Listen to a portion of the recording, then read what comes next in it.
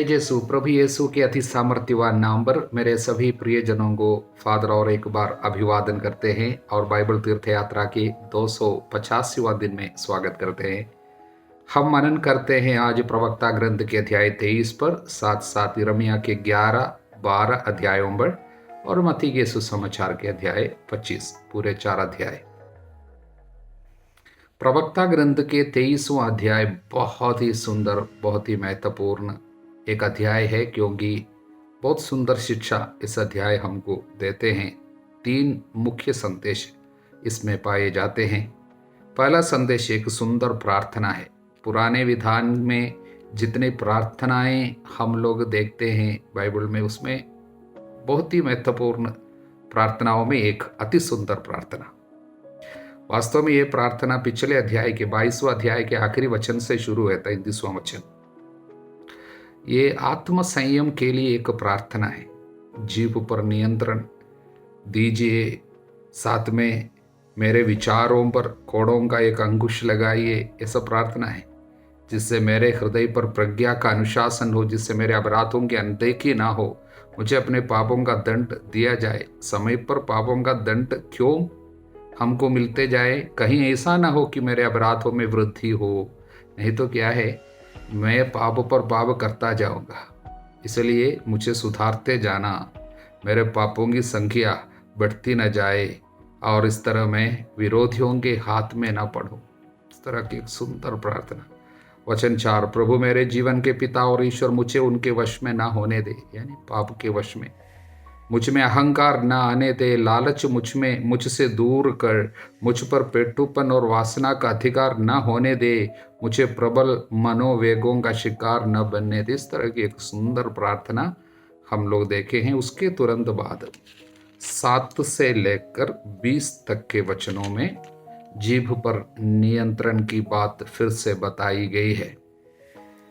बार बार प्रवक्ता ग्रंथ में ये संदेश आते हैं, जीभ पर नियंत्रण।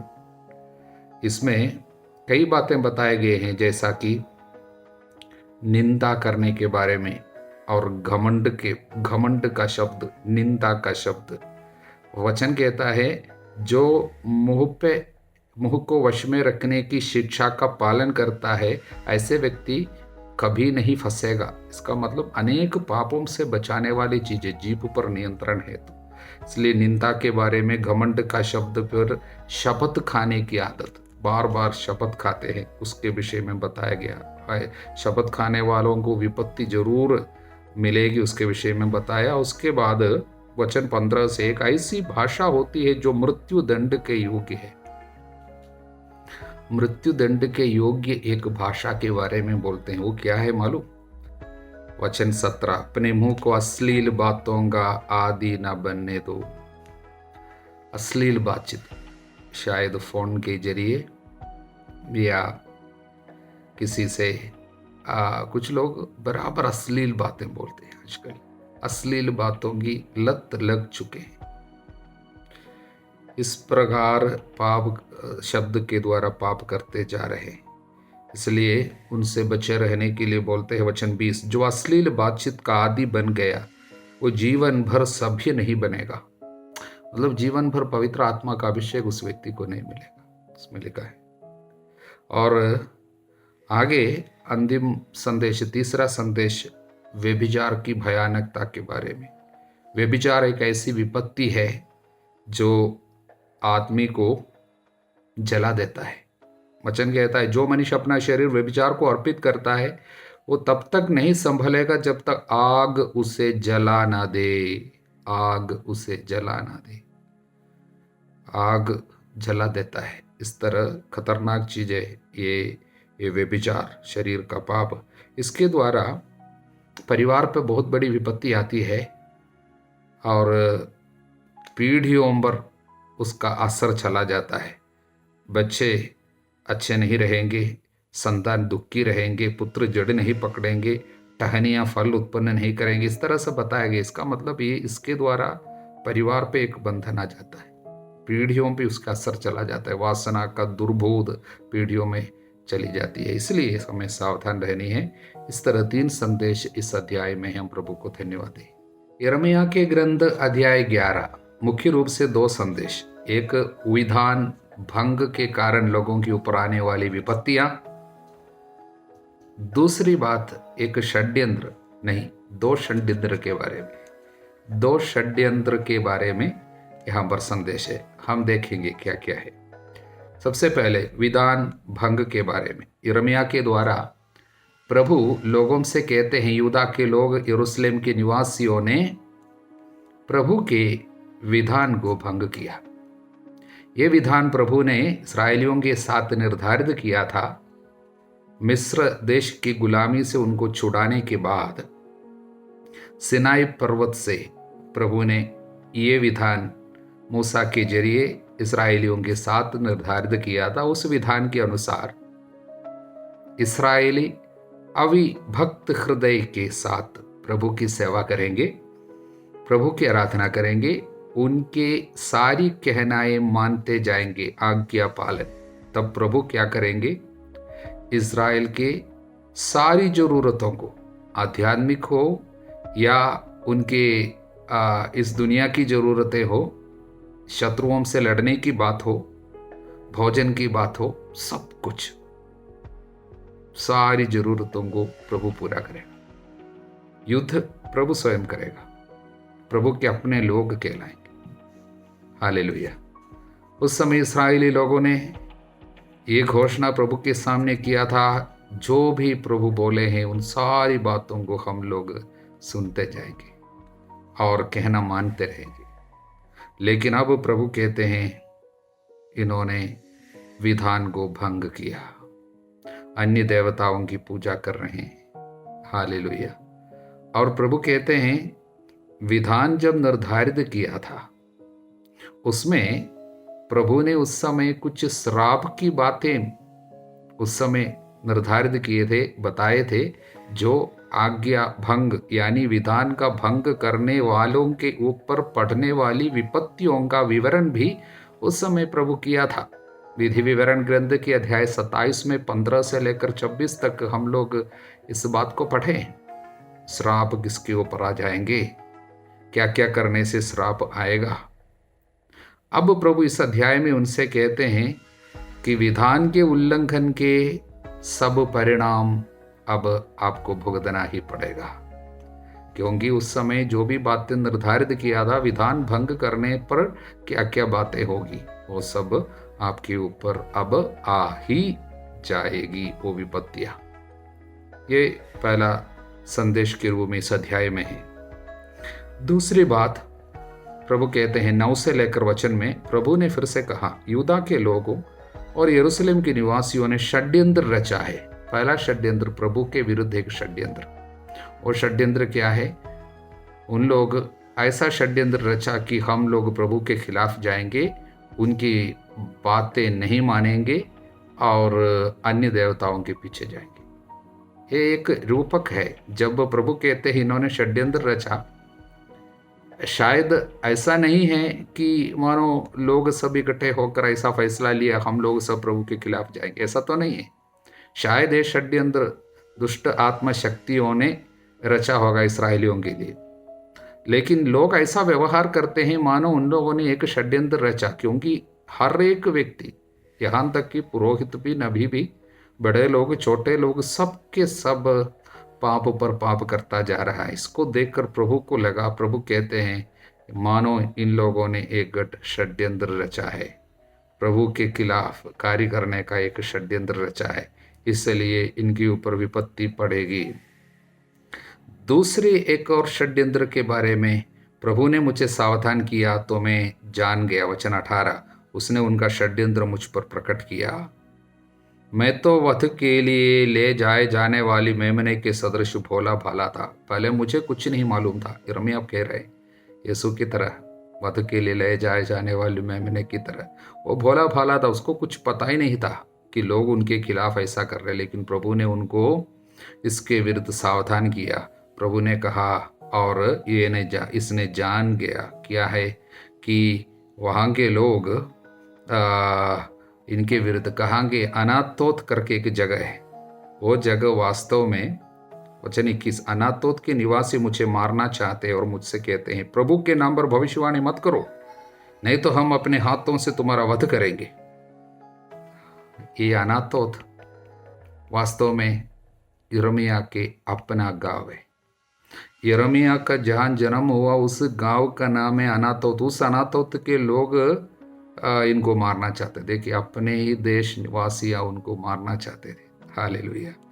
वो क्या बोलते थे, हम वो हरा भरा वृक्ष काट गिराए, हम उसे जीवितों की दुनिया से उठा दे। इस तरह सब उन लोग इनको मारना चाहता था, क्योंकि ये प्रभु के नाम पर भविष्यवाणियां करते हैं और श्राप की बातें लोगों को बोलते हैं, पाप करने से आने वाली विपत्तियां। इसलिए उन लोग सुनना नहीं चाहे, इसलिए उन लोग इनको मार गिराना चाहा। लेकिन प्रभु ने उनको सावधान किया, वो जान गया, प्रभु ने उनको बचाया। और जो निवासी अनाथोत के निवासी इनके विरुद्ध षड्यंत्र रचा, उनके ऊपर भी प्रभु विपत्ति और दंड उनको देते हैं, वो इस अध्याय में है। इसलिए ये अध्याय हम देख लिया, जैसा कि 3 संदेश, विधान भंग के दंड और 2 षड्यंत्र, एक प्रभु के विरुद्ध, एक यिर्मयाह के विरुद्ध। हालेलुया।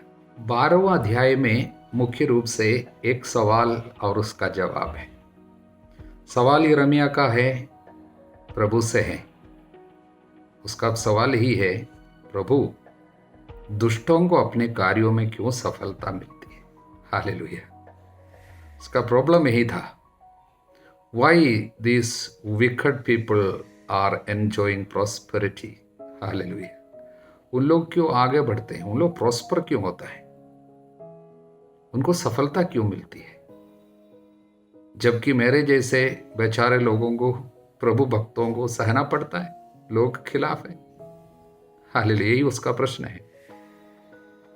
और वो कहता है कि दुष्टों के जीवन में उनको सुख मिलता है, सफलता मिलता है, प्रभु जब तक उनको देता नहीं है तब तक उनको नहीं मिलेगा। उसका यिर्मयाह का मानना है।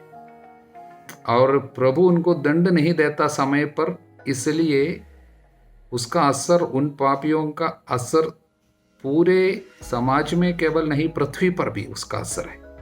वो कहता है, देश शोक मना रहा है, खेतों की घास भी सूखी पड़ी रहती है, निवासियों की दुष्टता के कारण पशु पक्षियों की भी मृत्यु होती जा रही है। प्रभु यह सब क्यों नहीं देखता है? ये उनका प्रश्न है। हालेलुया। और उसका उत्तर प्रभु देता है, लेकिन सीधा उनके प्रश्न का, सवालों का जवाब नहीं देता, बल्कि और कुछ प्रभु बोलता है। प्रभु क्या बोलते हैं? वचन 5, यदि तुम पैदल चलने वालों के साथ दौड़ते दौड़ते थक गए हो तो घोड़ों की बराबरी कैसे कर सकोगे? यदि तुम शांतिपूर्ण देश में सुरक्षा का अनुभव नहीं करते तो यर्दन के जंगल में क्या करोगे? हालेलुया। प्रभु क्या कहते हैं? प्रभु कहते हैं, बेटा अब जो विपत्ति तुमको सहना पड़ रहे हैं, अब तुमको जो तकलीफ हो रही है, वो सब कुछ भी नहीं। आने वाले दिनों में तुम्हारे साथ जो होगी उसकी तुलना में आज का दुख नगण्य है, तुच्छ है, कुछ भी नहीं है। हालेलुया। आने वाले दिनों में तुमको और सहना होगा। इसलिए तुमको क्या चाहिए? प्रभु पर श्रद्धा रखनी चाहिए, आज के परेशानियों से बल पाना चाहिए, अपने को और सुदृढ़ बनाना चाहिए और आगे के लिए तैयार रहना चाहिए। प्रभु पर श्रद्धा रखते हुए आगे बढ़ते जाना चाहिए।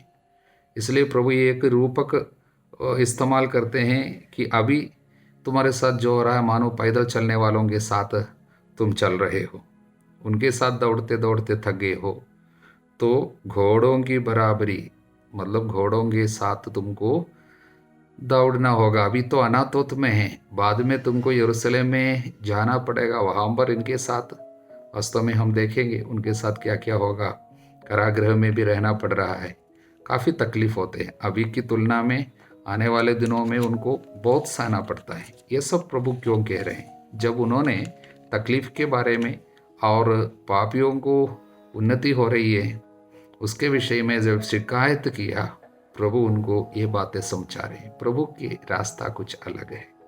पुराने विधान में इतना प्रभु केवल प्रकट किया, इसका उत्तर सब नए विधान में ईसा मसीह में, उनके क्रूस पे, उनके दुख भोग, उनके मृत्यु में ही ये सारे समस्याओं का जवाब हमको यीशु में मिलते हैं। हालेलुया। यहाँ पर पुराने विधान में सारी समस्याओं का जवाब तो नहीं मिला, जवाब यीशु देता है। हालेलुया। इसलिए यहाँ पर प्रभु केवल इतना बोला, बेटा तुमको और सहना पड़ेगा। चुने हुए लोगों को प्रभु के नाम पर बहुत सहना होगा, लेकिन एक बात उनको याद रखना होगा कि प्रभु सब कुछ देखता है, सब कुछ के ऊपर प्रभु को अधिकार है। इसलिए आगे प्रभु राष्ट्रों के विनाश के बारे में और बाद में उन पर दया करने के बारे में, उद्धार के बारे में से संदेश देते हैं। यहाँ पर उदाहरण के लिए यूदा को दंड देने के लिए प्रभु कुछ राष्ट्रों को इस्तेमाल करेंगे, जैसे बाबुल को, लेकिन उसी बाबुल को प्रभु बाद में दंड भी देगा। दंड क्योंकि उन्होंने यूदा के साथ जो खराब कार्य किया और बहुत ही क्रूर व्यवहार किया, उसके लिए प्रभु दंड भी देगा। लेकिन दंड देने के बाद उनको सुधारते हुए उनके ऊपर दया भी करेगा। ये प्रभु का कार्य है। दंड अंतिम बात नहीं, अंतिम बात दया है, ईश्वर की दया है। इसलिए प्रभु कहता है, वे लोगों ने, उन लोगों ने, जो शत्रु लोगों ने आपको बाल के नाम पर शपथ खाने की शिक्षा सब दिया, लेकिन आपसे यानी इस्राएलियों से उन लोग यदि सीखेंगे, प्रभु के नाम लेना यदि सीखेंगे, उन पर भी दया की जाएगी। आपके साथ रहकर उन लोग प्रभु का नाम लेना सीखे और जिससे उनके ऊपर भी दया होगी। इस तरह प्रभु चाहते हैं कि देशों के, अन्य राष्ट्रों के लिए यूदा, इस्राएल अनुग्रह का, आशीर्वाद का, दया का एक माध्यम बन जाए। हालेलुया। अब हम मत्ती के सुसमाचार के 25वां अध्याय में हैं। बहुत ही सुंदर अध्याय, क्योंकि यहाँ पर बहुत ही महत्वपूर्ण और हम सभी लोगों को परिचित कुछ बातें, विशेषकर 10 कुंवारियों का दृष्टांत और अशरफियों का दृष्टांत और न्याय के अंतिम न्याय विचार के दिन में हमारे साथ होने वाली बातें। सबसे पहले 10 कुंवारियों का दृष्टांत। उस समय स्वर्ग का राज्य उन 10 कुंवारियों के सदृश होगा जो अपनी अपनी मशाल लेकर दूल्हे की अगुवानी करने निकली। उनमें से 5 नासमझ थी और 5 समझदार। 5 नासमझ, 5 समझदार। हालेलुया। संत अगस्टिन बताते हैं, हर एक आत्मा जो शरीर पे, किसी एक व्यक्ति के शरीर पर रहने वाली आत्मा के बारे में, हर एक व्यक्ति की आत्मा का 5 दरवाजा है, इसलिए 5 का महत्व है। वो कहते हैं, संत अगस्टिन बताते हैं, 5 दरवाजे हैं जिसके द्वारा आत्मा के कार्य शरीर पे होते हैं। वो क्या है? 5 इंद्रिय है। जैसे हम देख सकते हैं आँख, और सुन सकते हैं कान, और रुचि हम चख सकते हैं हमारे जीभ, और फिर क्या है, और सूंघ सकते हैं हमारा नाक, और स्पर्श कर सकते हैं हाथ के जरिए हम लोग स्पर्श, टच।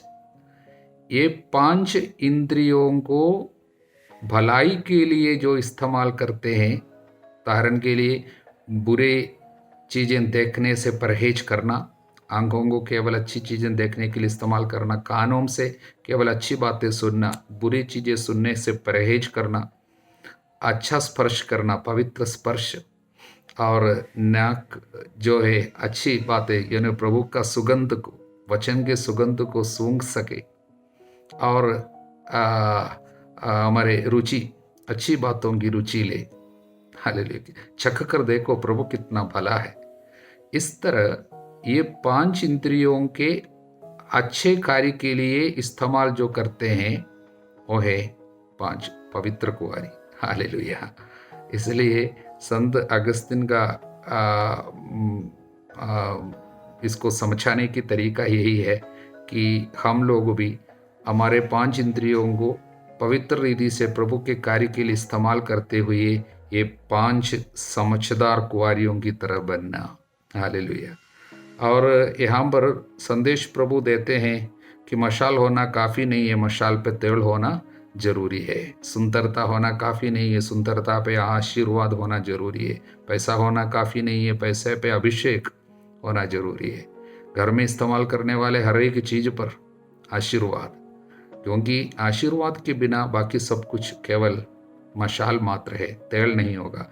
इसलिए हम लोग विधि विवरण ग्रंथ के अध्याय 28 में हम लोग इस तरह पढ़ते हैं कि यदि तुम मेरे वचनों पर चलोगे, मेरे कहना मानोगे, मैं तुम्हारे अन्न जल को आशीर्वाद दूंगा, तुमसे बीमारियां अन्न जल को आशीर्वाद दूंगा। और फिर क्या क्या आशीर्वाद है? 28वां अध्याय पे प्रभु कहते हैं तुम्हारे आटा और तुम्हारे रोटी और आटा गूंदने के बर्तन को भी मैं आशीर्वाद दूंगा। नगर में कल्याण होगा, देहात में कल्याण होगा। इसलिए आज्ञा का पालन करने से क्या क्या आशीर्वाद मिल सकते हैं उसके विषय में बताया गया। घर आने पर, घर से बाहर जाने पर दोनों समय आशीर्वाद मिलेगा। इसलिए आशीर्वाद के बिना बाकी सब कुछ होना मूर्खता है। हम नासमझ कुंवारियों की तरह अंध में होगा। बाकी सब कुछ, इसलिए बच्चा होना काफ़ी नहीं है, बच्चे पर भी आशीर्वाद होना जरूरी है। इसलिए जीवन के हर एक कार्य पर आशीर्वाद कब होगा? जब हम आध्यात्मिक बातें सोचेंगे। आप लोग धरती की नहीं बल्कि ऊपर की चीज़ों की खोज किया करे। पवित्र वचन कहते हैं set your minds on things that are above, not on things that are on earth. नासमझ कुंवारी का मतलब है केवल दुनिया की चीज़ों पर लीन रहना, मतलब तेल नहीं, अभिषेक नहीं, आध्यात्मिक कार्यों में रुचि नहीं। हालेलुया। आगे हम अशरफियों का दृष्टांत पढ़ते हैं। स्वर्ग का राज उस मनुष्य के सदृश है जिसने विदेश जाते समय अपने सेवकों को बुलाया, उन्हें अपनी संपत्ति सौंप दी। प्रत्येक की योग्यता का ध्यान रखकर एक सेवक को 5,000, दूसरे को 2,000, तीसरे को 1,000 अशरफियां दी। इसके बाद विदेश चला गया। हालेलुया। हम सभी लोगों के पास जो भी दिया गया है वो सब कुछ प्रभु का है। सबसे पहली बात, जो भी कृपा दी गई है सब उसका है, वरदान है, हमारा कुछ भी नहीं। इसलिए यदि कुछ भलाई हम कर पाते हैं, अशरफी उन्होंने दिया इसलिए। यदि हम किसी के लिए कुछ दे सकते हैं, वो भी प्रभु की योग्यता है, हमारी कोई भी योग्यता नहीं। यह सब मनुष्य की इच्छा और मेहनत पर नहीं बल्कि ईश्वर की दया पर निर्भर है। इसलिए उसी का दिया हुआ है।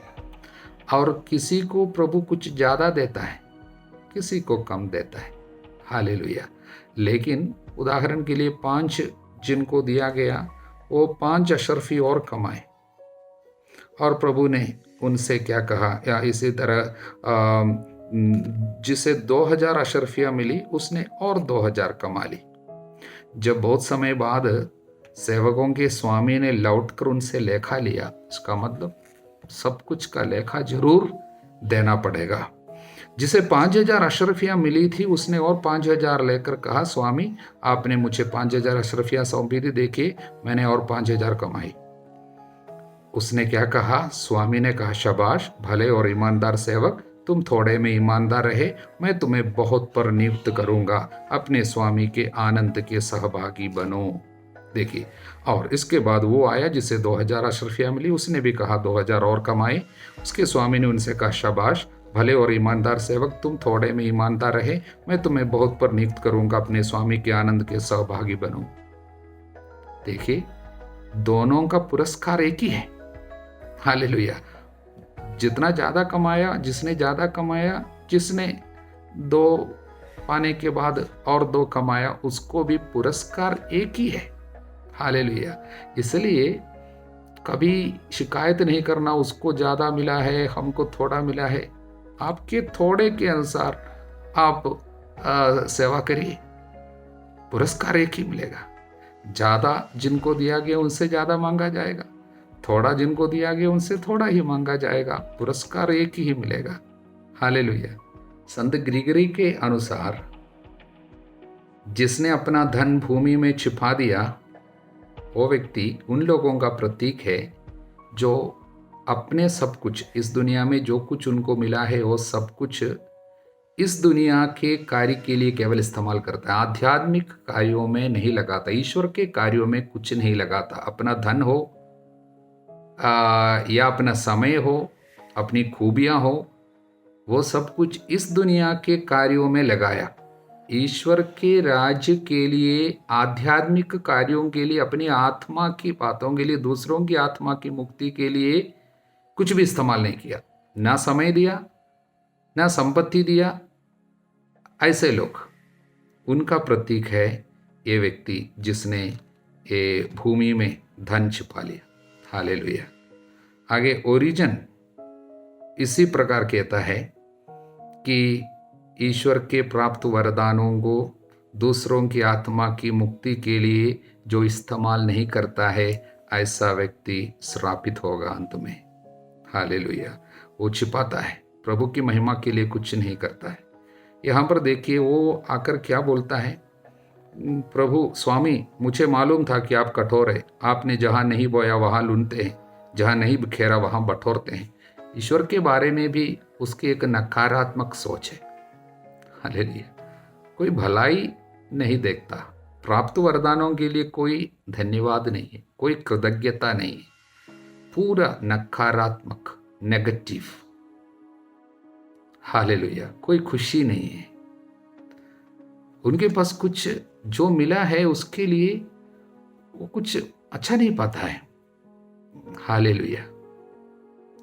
यहाँ पर जॉन क्रिसोस्टोम बताते हैं, देखिए उस विधवा को देखना जो 2 पैसा उनके पास थी, वो जाकर प्रभु के कहाँ पर खजाने पर डाला और भंडार में डाला, और प्रभु ने क्या बोला, ये विधवा सबसे ज्यादा दिया।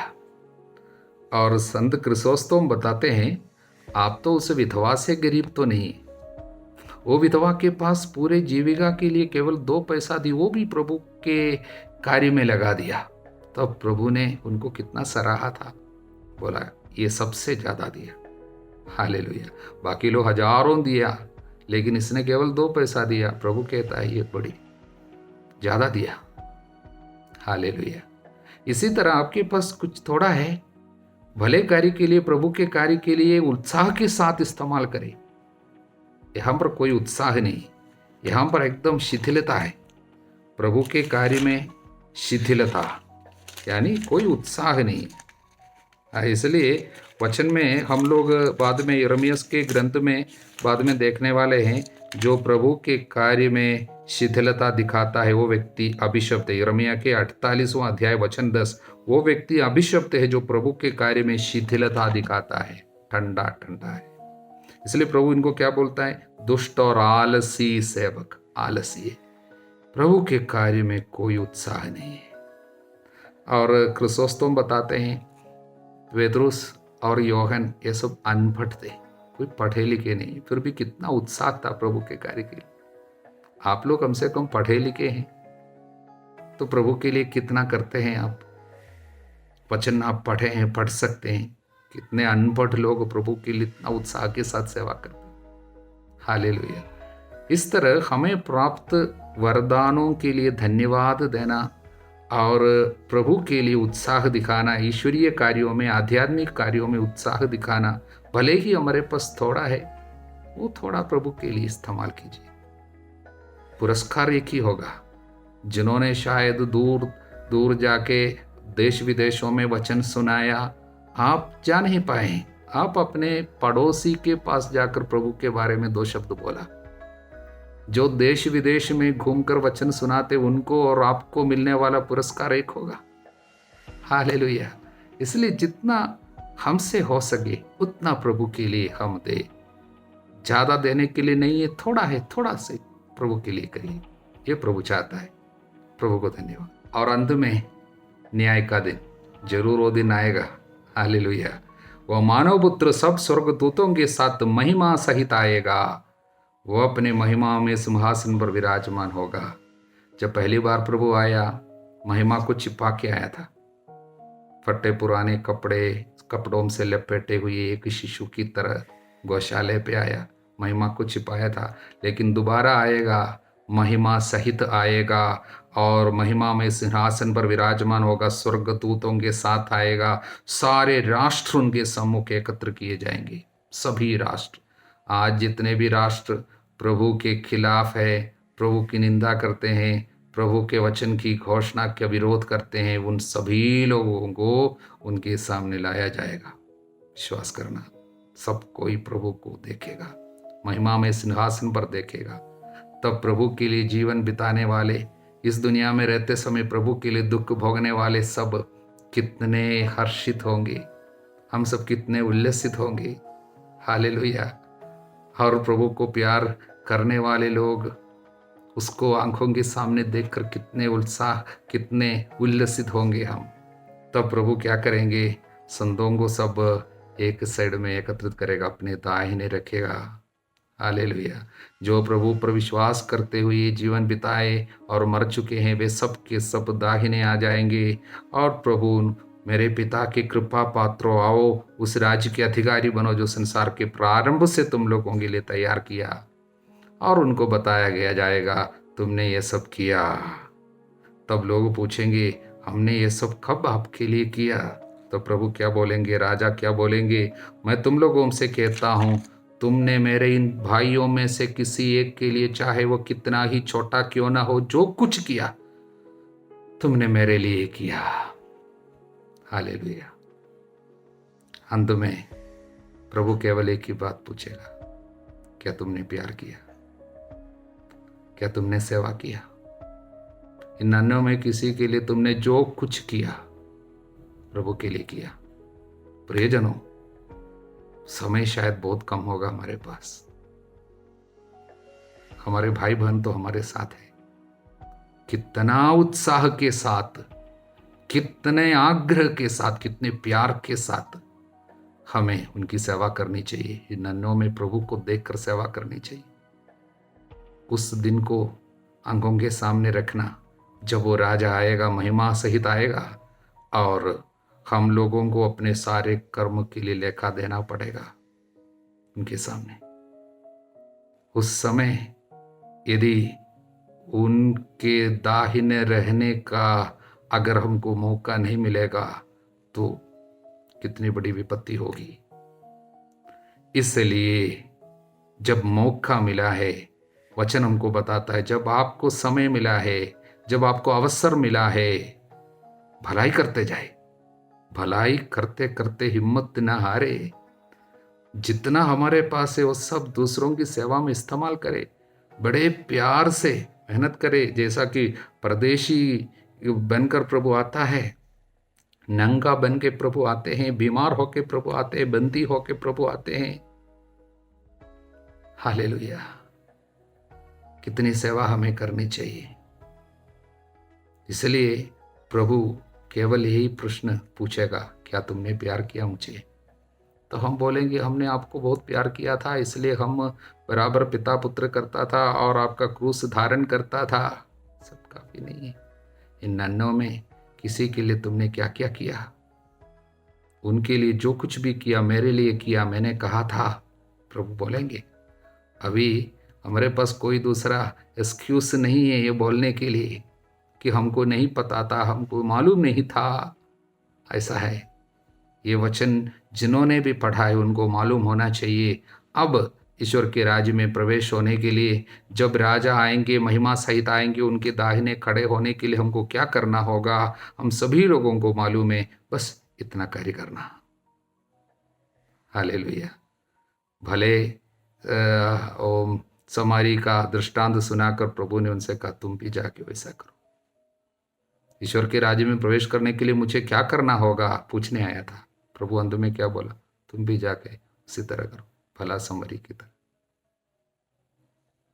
हमारे प्रभु ईसा मसीह की कृपा, ईश्वर का प्रेम, पवित्र आत्मा का साहचर्य आप सभी लोगों के साथ बनी रहे, अब सदा सर्वदा अनंत काल तक। आमीन। जय जय सो।